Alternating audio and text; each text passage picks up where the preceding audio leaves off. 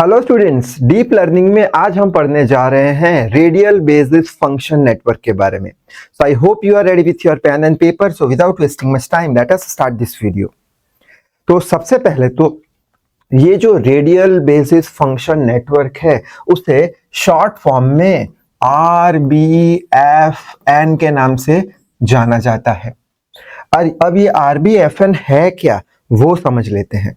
तो ये जो RBFN यानी कि रेडियल बेसिस फंक्शन नेटवर्क जो है, जो हमने पढ़ा था आर्टिफिशियल न्यूरल नेटवर्क, सिंपल वाला आर्टिफिशियल न्यूरल नेटवर्क, उसका ही एक टाइप है। अब आर्टिफिशियल न्यूरल नेटवर्क में हमने क्या पढ़ा था, अगर याद हो तो ऐसे एक X1 सिग्नल देते थे, X2 सिग्नल देते थे, दोनों के वेट W1 W2 होते थे, जो कि किस में जाते थे, ये हमारे नोड पे या न्यूरॉन में जाते थे। और वहां पे क्या मिलता था, हमें वेट वैल्यू मिलती थी WX1 प्लस WX2। और ये जो वेट वैल्यू थी वो बहुत ही ज्यादा कॉम्प्लेक्स होती थी। तो ये वेट वैल्यू को किस में से पास कराते थे, हम याद हो तो एक्टिवेशन फंक्शन में से पास कराते थे। एक्टिवेशन फंक्शन क्या करता था, वैल्यू को सिंपल कर देता था आउटपुट पे। ठीक है, अब हमारा जो ये रेडियल बेसिस फंक्शन नेटवर्क है वो भी सेम डिक्टो टू डिक्टो यही काम करता है, सेम यही काम करता है।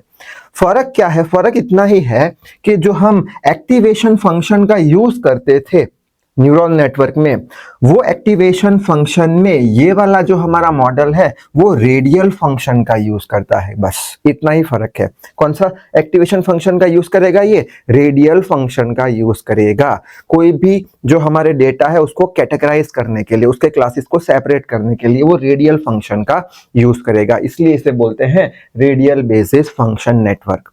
अब क्वेश्चन आएगा कि रेडियल फंक्शन यानी क्या। तो एज फॉर एग्जाम्पल हमारे पास ऐसे कुछ डेटा है, ये स्क्वायर हो गया, ठीक है, ऐसे स्क्वायर्स है और यहाँ पे ऐसे सर्कल्स है। अगर ये डेटा को मुझे कैटेगराइज करना है, क्लासेस में डिवाइड करना है, तो हम क्या करेंगे, ऐसे एक लाइन बना देंगे जिसे हाइपर प्लेन बोलते थे। ठीक है, यानी ये डेटा कैसे कैटेगराइज हो गए, लीनियरली कैटेगराइज हो गए। एक लाइन बनाने पर, स्ट्रेट लाइन बनाने पर, लीनियरली यानी स्ट्रेट लाइन बनाने पर कैटेगराइज हो गए। ठीक है, लेकिन मान के चलते हैं हमारे पास ऐसे कुछ डेटा पॉइंट्स हैं। ठीक है, तब क्या हम स्ट्रेट लाइन बना के इसे कैटेगराइज कर पाएंगे? नहीं, हम नहीं कर पाएंगे। तब हमें क्या करना पड़ेगा, तब हमें स्ट्रेट लाइन की जगह ऐसा कुछ सर्कल जैसा कुछ बनाना पड़ेगा, सर्कुलर लाइन बनाना पड़ेगा जिसका कुछ रेडियस होगा, ये पूरे सर्कल का कुछ रेडियस होगा। यानी कि ये डेटा रेडियली सेपरेट हो रहे हैं।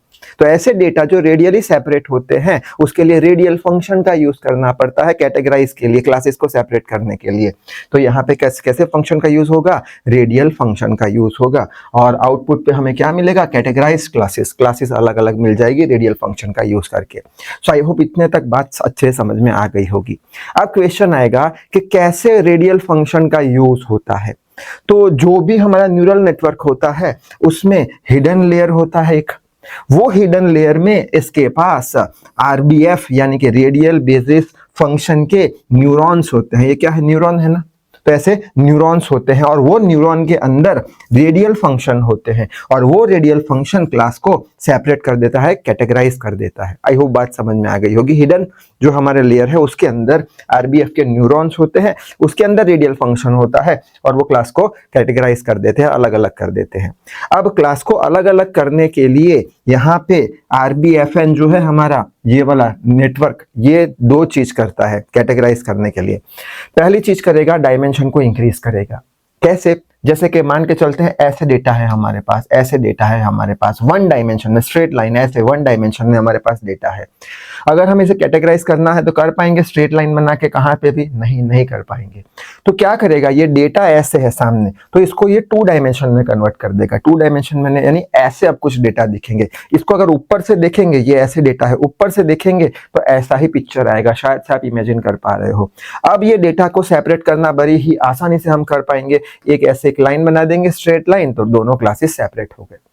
अब ये वाली चीज करना इतना इंपॉर्टेंट नहीं है, करना है तो करो, नहीं तो कोई जरूरत नहीं है। लेकिन दूसरी चीज करनी जरूरी है कैटेगराइज करने के लिए RBN के अंदर, कौन सी, चेंज द डायरेक्शन।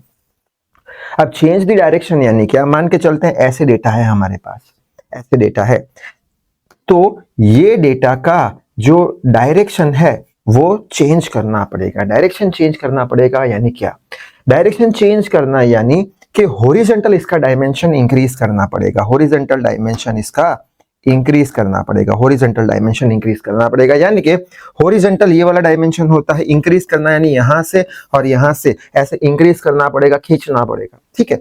और वर्टिकली डायमेंशन को डिक्रीज करना पड़ेगा, वर्टिकल यानी ये वाला डायरेक्शन, ठीक है, उसमें डायमेंशन को डिक्रीज यानी दबाना पड़ेगा, ऐसे दबाना पड़ेगा, यानी ये ऐसे दब चुके हैं और ऐसे खींच चुके हैं। तो ऐसी कुछ फिगर हमें देखने को मिल जाएगी। आई होप बात समझ में आ गई होगी। डायमेंशन इंक्रीज करना यानी वर्टिकली दबाया, हॉरिजॉन्टली खींचा, इंक्रीज किया, ठीक है। तो ऐसी हमें फिगर मिल जाएगी। बस अब आसानी से हम क्या करेंगे, एक स्ट्रेट लाइन बना देंगे, कैटेगरीज को सेपरेट कर देंगे, ठीक।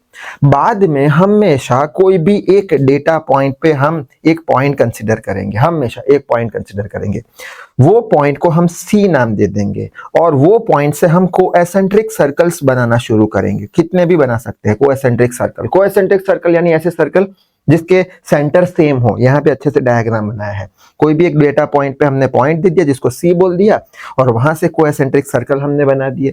सी हो गया सेंटर, आर हो गया जो हम सर्कल बनाया उसकी रेडियस। सो आई होप इतने तक बात समझ में आ गई होगी। अब ये जो फंक्शन है हमारा एक्टिवेशन फंक्शन, जो कि रेडियल फंक्शन है, उसके 3 टाइप्स होते हैं, 3 मेथड्स होते हैं। तो वही लिखा है मेथड्स ऑफ रेडियल फंक्शन। पहला मेथड होता है मल्टी क्वाड्रेट। मल्टी क्वाड्रिक में क्या होता है, ग्राफ कुछ ऐसा होता है, उसका इक्वेशन क्या होता है, फाई ऑफ आर यानी रेडियस का फंक्शन, जो अभी हमने सर्कल बनाया था ना, यहाँ पे याद हो तो ऐसे करके ये सी माना था, ये आर माना था, ठीक है। तो रेडियस का क्या, रेडियस का फंक्शन, रेडियस का फंक्शन यानी क्या कि जो हम ऐसे करके जो हम सेपरेट करने वाले हैं, जो सर्कल बनाने वाले हैं, ये लाइन का कुछ रेडियस होगा और वो उसका फंक्शन हम बात कर रहे हैं, ठीक है। तो रेडियस का function is equal to R का स्क्वायर प्लस सी का स्क्वायर। सी क्या है हमारा, सेंटर, होल रेज टू 1/2, ठीक है। ये इसका इक्वेशन है, याद रख लेना। जहां पे सी जो होगा वो ग्रेटर देन 0 होगा, यानी जो भी पॉइंट हम कंसीडर कर रहे हैं वो 0 नहीं होना चाहिए और नेगेटिव में नहीं होना चाहिए, और उसका ग्राफ कुछ ऐसा होता है। आगे बढ़ लेते हैं। नेक्स्ट मेथड है इनवर्स मल्टी क्वाड्रिक, यानी इसका इनवर्स यानी इसका रेसिप्रोकल, यानी ये इक्वेशन के 1/n में डाल देंगे, ये इक्वेशन 1/n में डाल देंगे, ठीक है। और ये भी सी ग्रेटर देन 0 होना चाहिए और ये इनवर्स इसका है, तो ये ग्राफ ऐसा है तो इसका इनवर्स ऐसे हो जाएगा, इनवर्स यानी रेसिप्रोकल, उल्टा हो जाएगा, ठीक है। आखिरी है हमारा गॉसियन मेथड। गॉसियन मेथड का इक्वेशन, ये रेडियस का फंक्शन है, क्या है, exponential of negative of R square divide by 2 upon sigma square, जहां पे आर क्या हो गया, रेडियस हो गया, एक्सपोनेंशियल क्या बताता है, ग्राफ एक्सपोनेंशियली इंक्रीज कर रहा है, और सिग्मा क्या है, एक कांस्टेंट वैल्यू है, ठीक है। तो ये 3 मेथड का यूज करता है किसमें, एक्टिवेशन जो फंक्शन होते हैं उसके अंदर। अब ये जो 3 फंक्शन है वो एक्टिवेशन के तौर पे यूज किए जाते हैं। क्यों यूज किए जाते हैं, क्योंकि हमें क्लासेस के कैटेगराइज करने हैं, आउटपुट पे हमें अलग अलग क्लासेस चाहिए, इसलिए। शायद से आपने स्क्रीनशॉट ले लिया होगा। आगे बढ़ लेते हैं। अब हम समझ लेते हैं कि ये जो RBFN होते हैं वो दिखने में कैसे होते हैं, उसका स्ट्रक्चर कैसा होता है, उसका आर्किटेक्चर देखने में कैसे होते हैं RBFN। तो RBFN देखने में सिंपल न्यूरल हमारा जो नेटवर्क था ऐसे ही होते हैं, जहां पे एक इनपुट लेयर होता है। इनपुट लेयर में क्या होता है, इनपुट लेयर में वो डेटा को रिसीव करता है, जिसको उसे कैटेगराइज करना है, ऐसे डेटा को रिसीव कर लेता है। बाद में बीच में ये हमारा कौन सा लेयर है, हिडन लेयर है। हिडन लेयर हमेशा एक ही होता है RBFN में, एक ही स्ट्रिक्टली एक ही हिडन लेयर होता है। और हिडन लेयर के पास क्या होते हैं, ये हिडन लेयर के पास अभी हमने देखा RBF न्यूरॉन्स होते हैं। RBF न्यूरॉन्स के पास क्या होता है, रेडियल फंक्शन होते हैं, जिससे वो कैटेगराइज करता है, ठीक है। तो वही बात यहाँ पे लिखी है, और वो क्या करेगा, हायर डायमेंशन में कन्वर्ट कर देगा, क्योंकि कैटेगराइज करना है उसे, इसलिए, ठीक है। बाद में आउटपुट लेयर क्या करेगा, फाइनल टास्क परफॉर्म करेगा। Output layer final task perform करेगा, कैसे, समेशन कर देगा, सारे कैटेगरी को ऐड कर देगा और आउटपुट पे हमें सेपरेट क्लासेस दे देगा। सो आई होप बात समझ में आ गई होगी, पूरा वर्किंग इसका। अब देख लेते हैं RBFN के एडवांटेज। एडवांटेज क्या है इसका, कि ये जो हमारे कॉम्प्लेक्स नॉन लीनियर डेटा होते हैं, रिलेशनशिप होते हैं कॉम्प्लेक्स नॉन लीनियर, जिसे लाइन से सेपरेट नहीं किया जाता, ठीक है, ऐसे डेटा को भी अच्छे से अप्रोक्सीमेट करके दे देता है। अप्रोक्सीमेट यानी उसको सेपरेट करके दे देता है, जजमेंट ले लेता है, अप्रोक्सीमेशन कर लेता है उसका। उसकी जो ट्रेनिंग प्रोसीजर होती है वो भी काफी एफिशिएंट होती है, और जनरलाइज कैपेसिटी होती है उसके पास। जनरलाइज यानी कैटेगरी में सेपरेट कर देना, उसे जनरलाइज कर दिया हमने, ठीक है। इसके एप्लीकेशन कहाँ कहाँ पे होते हैं, तो पैटर्न रिकॉग्नाइज में होता है, कैटेगराइजेशन में होता है, मेडिकल डायग्नोसिस में होता है, ट्रबल शूटिंग एंड प्लानिंग के अंदर होता है।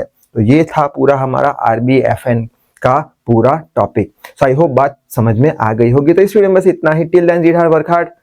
Thank you very much.